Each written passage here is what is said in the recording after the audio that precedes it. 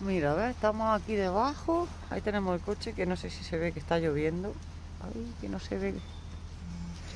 Y ya te digo, aquí preparando para hacer unos huevitos. Un poquito de quesito, de salchichón. Este queso de ceniza está buenísimo. En el campo está, lo hemos visto, lo que mira. Lo hemos comprado a cenar, es blandico, ¿vale? Pero igualmente, mi aceitunica. Hemos comprado esto también. ¿Dónde venía el número? Voy. Y mira, estamos poniendo el fogoncico.